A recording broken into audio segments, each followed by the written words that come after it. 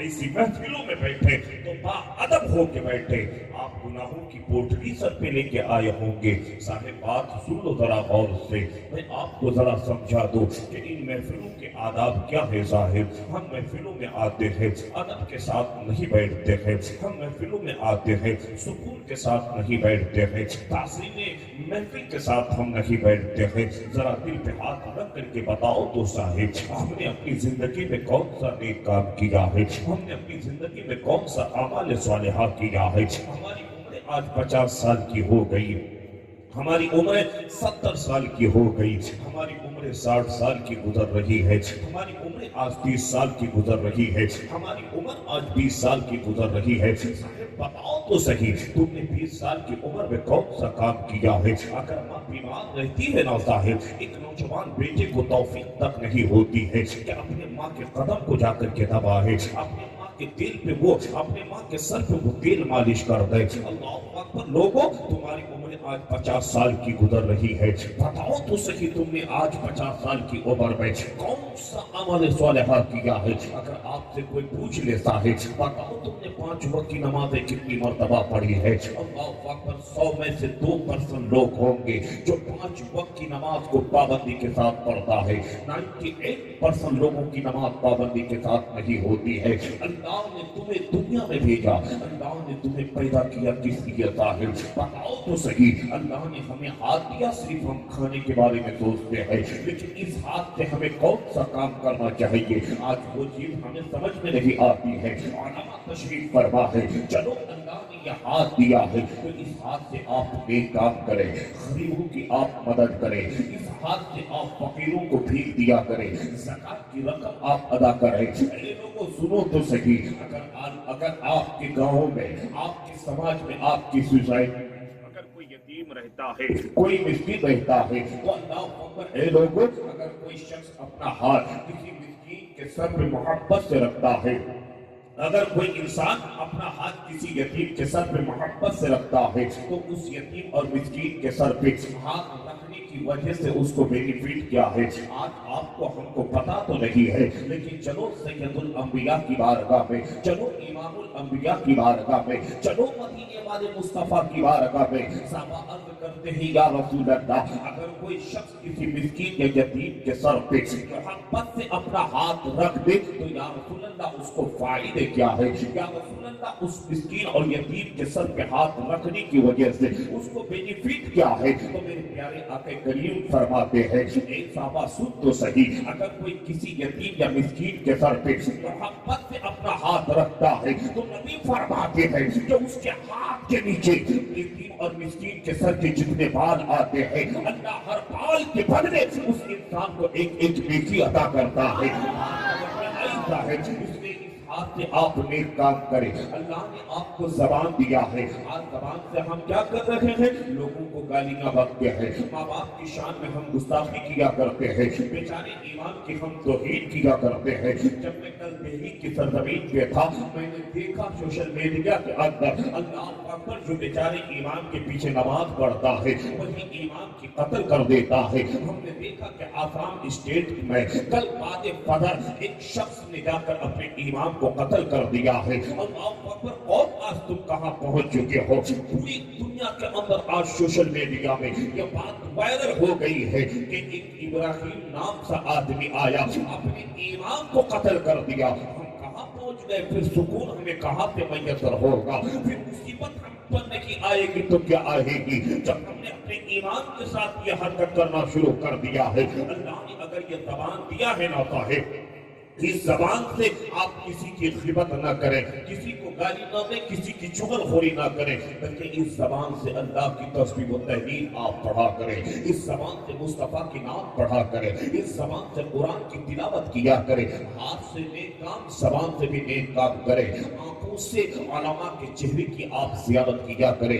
آپ اپنے پیر کو اگر کہیں بڑھاتے ہیں، قدم آگے بڑھاتے ہیں تو آپ کو ہمیں یہ چاہیے کہ جب مسجد میں آذان ہوتی ہے ہم اپنے قدم کو مسجد کی طرف بڑھا دیں۔ اس لیے تو میرے مصطفیٰ فرماتے فرماتے ہیں جب انسان گھر میں وضو بنا کر کے مسجد میں نماز کے لیے نکلتا ہے تو اس کے ہر قدم کے بدلے اللہ اس کے 10 چھوٹے گناہوں کو معاف کر دیتا ہے، اور ہر قدم کے بدلے اللہ اس کے نامہ اعمال میں 10 نیکیاں لکھ دیتا ہے۔ اللہ نے تیرے جسم کے سارے اعضاء سے نیک کام کرو تاکہ تیرے جسم کے سارے اعضاء کل قیامت کے دن کے گواہی دے۔ مولا اس کو دوزخ کی وادی میں نہ پھینک، زبان کے ہی کہے کہ مولا میں گواہی دیتی ہوں کہ تیرا بندہ دنیا میں رہ کر وہ اپنی زبان سے قرآن کی تلاوت کیا کرتا تھا، ہاتھ گواہی دے گا، آنکھ گواہی دے گی، جسم کے سارے اعضاء گواہی دے گے۔ اس لیے اے لوگوں ہمیں تو توفیق تک نہیں ہوتی ہے کہ ہم یہ سارے کام کریں، لیکن آج اپنے ہاتھ سے دوسرے کو ہم تکلیف پہنچاتے ہیں، زبان سے ہم دوسروں کو گالیاں دیتے ہیں، ہم اپنے قدم کو آگے بڑھاتے ہیں تو مسجد کے لیے نہیں بڑھاتے ہیں، غلط کاموں کے لیے ہم آگے بڑھاتے ہیں، ہمارا پورا جسم گناہوں میں ڈوبا ہوا ہے، ہمارے سر پہ گناہوں کی پوٹلی ہے۔ لوگوں آپ اس مجلس میں آئے ہو تو اس مقصد کے ساتھ بیٹھو کہ ہم آئے ہیں گناہوں کی پوٹلی لے کے، لیکن غوث اعظم کی محفل میں ہم بیٹھے ہیں تو عشق مصطفیٰ میں ڈوب کے بیٹھے ہیں، اور سارے لوگ یوں کہیں پیش کرو آقا کیا ہر چیز ہماری ہے؟ یا رسول اللہ یہ دل بھی تمہارا ہے، آقا یہ جان بھی تمہاری ہے، اور اعلیٰ حضرت کی زبانی کہا کرو میں مجرم ہوں آقا مجھے ساتھ لے لو، کہ راستے میں ہے جا بجا کھانے والے۔ جب تم اس طریقے سے اس محفل میں بیٹھو گے تو اللہ غوث اعظم کے صدقے تمہارے گناہوں کی پوٹلی کو نیکیوں میں تبدیل کر دے گا۔ نعرہ تکبیر، نعرہ رسالت، نعرہ رسالت، نعرہ حیدری، اعلیٰ حضرت کا دامن، اعلیٰ حضرت کا دامن، غوث پاک کا دامن، حضرت علامہ مولانا مفتی انس قادری صاحب، نعرہ تکبیر۔ میری بہنیں میرے بھائی اس محفل میں بیٹھے ہونا تو یہ چاہیے تھا کہ جب ہم اپنے گھر سے غوث اعظم کی محفل کے لیے نکلے تو ہمیں چاہیے تھا کہ ہم وضو بنا لیں، باادب ہو کر کے بیٹھے ادب کے ساتھ۔ اللہ اکبر، علامہ تشریف فرما ہے، باادب ہو کے بیٹھے، بس یہ نیت لے کے بیٹھے گناہوں کی پوٹلی کو اللہ غوث اعظم کے صدقے نیکیوں میں تبدیل کر دے۔ سنو ایسی محفلوں میں بیٹھنے سے فائدے کیا ہے؟ سرکار غریب نواز رحمت اللہ تعالی علیہ کے پیر و مرشد حضرت خواجہ عثمان ہارونی رحمت اللہ تعالی علیہ، حضرت خواجہ عثمان ہارونی رحمت اللہ تعالی علیہ اپنے مریدین سے فرمایا کرتے، میرے مریدو جب تم اللہ اور اللہ کے رسول کی مجلس میں جا کے بیٹھنا تو باادب ہو کے بیٹھنا، عشق مصطفیٰ میں ڈوب کے بیٹھنا۔ حضرت خواجہ عثمان ہارونی نے جب یہ فرمایا نا تو مریدین کہتے کہ حضور عشق مصطفیٰ میں ڈوب کر بیٹھنے کی وجہ سے ہمیں فائدے کیا ہے؟ حضور ہم اگر محفل کے آداب کر کے بیٹھے تو ہمیں بینیفٹ اور ہمیں فائدہ کیا ہے؟ حضرت خواجہ عثمان ہارونی فرماتے، میرے مریدو جو اللہ اور اللہ کے رسول کی مجلس میں ادب کے ساتھ بیٹھتا ہے، عشق مصطفیٰ میں ڈوب کے بیٹھتا ہے، تو حضرت خواجہ عثمان ہارونی فرمایا کرتے کہ اے میرے مریدو ایسی محفلوں میں بیٹھنے کی وجہ سے اللہ تبارک و تعالی اپنے بندے کے تمام گناہوں کو معاف فرما دیتا ہے۔ جو ایسی محفلوں میں آ کے بیٹھتا ہے، حضرت خواجہ عثمان ہارونی فرماتے ہیں کہ اے میرے مریدو سنو، جو ایسی محفلوں میں آ کے بیٹھتا ہے اللہ تعالیٰ اپنے بندے کی مغفرت فرما دیتا ہے۔ اس لیے ادب کے ساتھ بیٹھے صاحب، اور اہل سنت و جماعت کا عقیدہ کیا ہے کہ ہر نیک کام کرنے سے پہلے درود پاک پڑھتے ہیں۔ اللہ اکبر، لوگوں جب بات آئی ہے سن لو ذرا اور سے سنو، میں نے تقریر شروع نہ کیا ہے۔ اللہ اکبر، ہم میلاد کریں تو پہلے درود پاک، رات کو سوتے ہیں تو پہلے درود پاک، یعنی لوگوں کی ایک عادت سی ہو گئی ہے کہ ہم ہر نیک کام کرنے سے پہلے مصطفیٰ کریم پہ درود پاک پڑھیں گے، چاہے آذان سے پہلے ہو ہم لوگ نبی پہ درود پڑھتے ہیں، آذان کے بعد ہو مصطفیٰ پہ درود پڑھتے ہیں، اقامت سے پہلے پیغمبر اعظم پہ درود پڑھتے ہیں، ہر دعا میں مصطفیٰ کریم پہ درود پڑھتے ہیں، ہر نیک کام کرنے سے پہلے پیغمبر اعظم پہ درود پڑھتے ہیں۔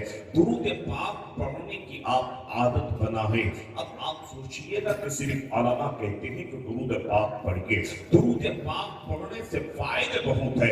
امام غزالی رحمت اللہ تعالیٰ علیہ تصوف کے بہت بڑے امام گزرے ہیں۔ امام غزالی اپنی کتاب میں فرماتے ہیں کہ جو شخص مصطفیٰ کریم پہ درود پڑھتا ہے جو انسان پیغمبر آدم پہ درود پڑھتا ہے تو امام غزالی کہتے ہیں کہ اللہ تبارک و تعالیٰ نے اس آسمان کے نیچے اور زمین کے اوپر ایک اتنا لمبا چوڑا فرشتہ پیدا کیا ہے۔ امام غزالی فرماتے ہیں کہ وہ فرشتہ اتنا لمبا ہے کہ اس کا سر عرش الہی سے لگا ہوا ہے اور قدم تحت الثری میں ہے۔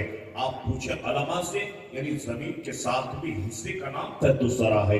بات سمجھ میں آ رہی ہے تو سارے لوگ ہاتھ اٹھائیں، کہہ دیں یا رسول اللہ، کہہ دیں یا سرکار غوث اعظم۔ امام غزالی کہتے ہیں کہ اس فرشتے کا قدم تحت الثری میں اور سر عرش الہی سے لگا ہوا، اتنا لمبا فرشتہ۔ اور امام غزالی فرماتے ہیں کہ وہ فرشتہ اتنا چوڑا ہے کہ اپنے ایک پر سے پورے پچھم کو ڈھانپا ہوا ہے اور ایک پر سے پورے پورب کو ڈھانپا ہوا ہے۔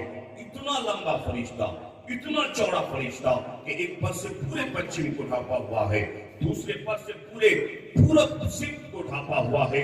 امام غزالی کہتے ہیں کہ جب نبی کا دیوانہ نبی پہ درود پڑھتا ہے، یہ لمبا چوڑا فرشتہ ایک پانی کے نہر میں جا کر غوطہ لگاتا ہے۔ بات سمجھ میں آ رہی ہے؟ امام غزالی کہتے ہیں کہ یہ لمبا چوڑا فرشتہ ایک پانی کے نہر میں جا کر ڈوبکی لگاتا ہے، غوطہ لگاتا ہے۔ امام غزالی کہتے ہیں کہ یہ فرشتہ پانی میں غوطہ لگانے کے بعد جب پانی سے باہر نکل کر زمین پہ آتا ہے تو یہ فرشتہ اپنے دونوں پر کو جھاڑتا ہے۔ بات سمجھ میں آ رہی ہے؟ دونوں پر کو زمین پہ جھاڑتا ہے۔ امام غزالی کہتے ہیں کہ اس فرشتے کے پر سے جتنے پانی کے قطرات زمین پہ گرتے ہیں، ہر پانی کے قطرات کے بدلے اللہ ایک فرشتہ پیدا کرتا ہے۔ امام غزالی کہتے ہیں کہ ہر پانی کے قطرے کے بدلے اللہ ایک فرشتہ پیدا کرتا ہے۔ جب فرشتوں کی پیدائش ہو جاتی ہے، یہ سارے فرشتے بارگاہ رب العالمین میں عرض کرتے ہیں، بارے الہ تو نے ہم سے پہلے فرشتوں کو پیدا کیا ہے، تو مولا تو نے ہر فرشتے کو کام دے دیا ہے، کچھ فرشتے تیرے سجدے میں ہے، مولا تو نے ہم سے پہلے فرشتوں کو پیدا کیا ہے، تو مولا تیرے کچھ فرشتے تیرے لیے رکوع میں ہے، کچھ فرشتے تیرے لیے تسبیح و تہلیل میں مصروف ہے، مولا تیرے کچھ فرشتے تیرے لیے قیام میں ہے۔ اے بارے الہ تو نے جو ہمیں پیدا کیا ہے، مولا ہمیں بھی کوئی کام دے دے۔ جب یہ سارے فرشتے رب کی بارگاہ میں عرض کرتے ہیں تو رب کی بارگاہ سے آواز آتی ہے، فرشتوں کام چاہتے ہو؟ فرشتے کہتے ہیں ہاں رب العالمین ہمیں کوئی کام تو دے دے۔ امام غزالی کہتے ہیں کہ رب کی رحمت جوش پہ آتی ہے اور اللہ فرشتوں سے فرماتا ہے فرشتوں گواہ ہو جاؤ، دیکھو یہ میرے سارے فرشتے مجھ سے کام مانگ رہا ہے۔ اللہ تمام فرشتوں سے کہتا ہے اے فرشتوں لو ہم تمہیں کام دے رکھے ہیں، میرے جن جن بندوں نے میرے محبوب پہ درود پڑھا ہے، اسی درود کی برکت سے ہم نے تم کو پیدا کیا ہے۔ اے فرشتوں نے جن جن بندوں نے میرے محبوب پہ درود پڑھا ہے، ان تمام درود پڑھنے والے میرے بندے کے لیے تم قیامت تک مغفرت کی دعائیں کرتے ہو۔ اللہ اکبر، تم مصطفیٰ کریم پہ درود پڑھتے ہو تو یہ فرشتے قیامت تک تیرے لیے مغفرت کی دعائیں کرتے رہیں گے۔ اے لوگوں، اس لیے تو کسی شاعر نے کہا ہے کہ اللہ اپنے بندے کو کیا نہیں دیتا ہے، اللہ تو اپنے بندے کو ہر چیز عطا کرتا ہے۔ بندہ پہلے تو رب سے مانگ کے تو دیکھ، تیرا رب تجھ سے کہتا ہے ہم تو مائی کرم ہے، کوئی سائل ہی نہیں، راہ کسے دکھلا ہے، منزل ہی نہیں، تم اللہ کی بارگاہ میں اپنی پیشانی کو جھکا دو، مصطفیٰ کریم کو وسیلہ بناؤ، غوث اعظم کو وسیلہ بناؤ، غریب نواز کو وسیلہ بناؤ، مخدوم پاک کو وسیلہ بناؤ، اعلیٰ حضرت کو وسیلہ بناؤ۔ جب ان بزرگوں کے وسیلے سے رب کی بارگاہ میں مانگو گے، تیرا رب تجھے بے حساب نعرہ تکبیر، نعرہ تکبیر، نعرہ رسالت، نعرہ رسالت، نعرہ حیدری، اعلیٰ حضرت کا دامن، غوث پاک کا دامن۔ اس لیے تم بزرگوں سے بے پناہ محبت کیا کرو۔ اللہ اکبر۔ صاحب آج ہمارے حالات کیا ہے؟ جس غوث آدم کے نام پہ آپ نے محفل منعقد کیا ہے، اپنے مقدر پہ جتنا فخر کرو کم ہے۔ قسم خدا کے غلامان غوث کمیٹی، آپ نے جو محنتیں کی ہے اور آپ کے کاندھے سے جنہوں نے کاندھا ملایا ہے، سرکار غوث آدم کا فرمان یہ ہے کہ میں جس سے محبت نہ کر لوں وہ مجھ سے محبت نہیں کر سکتا ہے۔ اس لیے آپ نے جو غوث کی محفل کا انعقاد کیا ہے تو اس بات کی دلیل ہے کہ پہلے غوث نے آپ سے ہم سے محبت کر لیا ہے، پھر غوث آدم کے نام پہ آپ نے ہم نے یہ محفل منعقد کی ہے۔ لوگوں سنو تو صحیح، سرکار غوث آدم کیا فرماتے ہیں کہ غیب سے آواز آئی، اے شیخ عبد القادر جیلانی تو کچھ مانگنا چاہتا ہے؟ اللہ اکبر، جب غیب سے آواز آئی نا تو سرکار غوث آدم کہتے ہیں کہ میں نے کہا کہ اے اللہ جتنے لوگ قادری ہوں گے نا، جتنے لوگ قادری ہوں گے، اے اللہ اس کو اس وقت تک موت نہ دینا جب تک کہ وہ اپنے توبہ سے یعنی اپنے گناہ سے توبہ نہ کر لے۔ سرکار غوث آدم کہتے ہیں کہ جب میں نے اتنا کہا نا تو غیب سے آواز آئی، اے عبد القادر غوث آدم، میں نے تیری اس التجا کو قبول کر لیا ہے، جتنے قادری ہوں گے نا اس کو اس وقت تک موت نہیں آئے گی جب تک کہ وہ اپنے گناہوں سے توبہ نہ کر لے۔ اللہ اکبر، اپنے مقدر پہ فخر کرو کہ ہم غوث آدم کے ماننے والے ہیں، ہم قادری ہیں، ہم اپنے آپ کو غوث آدم سے محبت کرنے والا جانتے ہیں۔ اس لیے اے لوگوں، غوث آدم کی محفل میں آپ نے انعقاد کیا ہے تو اس محفل سے آپ کو پیغام لے کے جانا ہے کہ ہم آج تک نمازی نہیں تھے، لیکن غوث کی محفل میں آ کے بیٹھے تو اب ہمیں نماز نہیں چھوڑنا ہے، ہم کو 5 وقت کی نماز کی پابندی کرنی ہے۔ آپ کو غوث پاک سے محبت ہے نا؟ جی ہے نا غوث پاک سے محبت؟ آج اٹھائیں کہہ دو یا غوث آدم۔ اس لیے میں کہا کرتا ہوں، عرب ہے غوث آدم کا، عجم ہے غوث آدم کا، ہمارے پاس جو کچھ ہے کرم ہے غوث آدم کا۔ تیرے پائے کا ہم پایا، نکی پایا مگر پایا کہ سب ولیوں کی گردن پر ہے قدم غوث آدم کا۔ بات سمجھ میں آئی آپ کو؟ عرب ہے غوث آدم کا، عجم ہے غوث آدم کا، ہمارے پاس جو کچھ ہے کرم ہے غوث آدم کا، اور تیرے پائے کا ہم پایا، نہیں پایا مگر پایا کہ سب ولیوں کی گردن پر ہے قدم غوث آدم کا۔ لوگوں کون سرکار غوث آدم ہے؟ اس لیے آج آپ کو یہ مکمل ارادہ کرنا ہے کہ ہم کل سے نماز پڑھیں گے۔ آپ 1 ماہ نماز تو پڑھو صاحب، قسم خدا کی 1 ماہ کے بعد نماز آپ کو نہیں چھوڑے گی۔ میری بہنیں، آپ بھی نماز کی پابندی کریں۔ نماز پڑھنے سے فائدے کیا ہیں آپ کو پتا ہے؟ آج ہم کہتے ہیں کہ ہمیں سکون کیوں نہیں میسر آ رہا ہے، ہمیں آج سکون کیوں نہیں مل رہا ہے؟ آج آپ کے گھر میں 5 بیٹے ہیں صاحب، آپ کہتے ہیں کہ 5 بیٹا کماتا ہے، پھر بھی گھر میں برکت کیوں نہیں ہو رہی ہے؟ ایک بیوی یہ سوچتی ہے کہ میرا شوہر مہینے کا 50,000 روپیہ کماتا ہے لیکن پیسہ ختم ہو جاتا ہے، گھر کی پھاپا کشی ختم نہیں ہوتی ہے، گھر کی غربت نہیں جا رہی ہے۔ 5-7 بیٹے ہوتے ہیں، گھر میں کمانے والے 5-5 10-10 لوگ ہوتے ہیں صاحب، پھر بھی برکت نام کی کوئی چیز نہیں۔ آج لوگ ایک دن اگر کھانا بہتر کھا لے تو دوسرے دن کے بارے میں سوچتا ہے کہ میرا بیٹا تو کماتا ہے، اتنے پیسے تیرے گھر کو آتے ہیں، دکانداری کرتا ہے، بزنس کرتا ہے، اتنی دولت کی آتی ہے، پھر بھی دولتیں کہاں چلی جاتی ہے؟ 2-3 دن تو سکون کی زندگی گزرتی ہے، لیکن 2-3 دن کے بعد پھر دوسرے کے سامنے جا کر ہم ہاتھ پھیلاتے ہیں۔ آخر وجہ کیا ہے؟ برکتیں تو اللہ فرشتوں کے ذریعے تیرے گھر میں نازل کرتا ہے، لیکن آج برکتیں تجھ سے کیوں روٹھی ہوئی ہے؟ لوگوں نہیں، اگر برکتوں کا نزول تو چاہتا ہے تو اللہ کی بارگاہ میں اپنی پیشانی کو جھکا دے، نمازیں پڑھ۔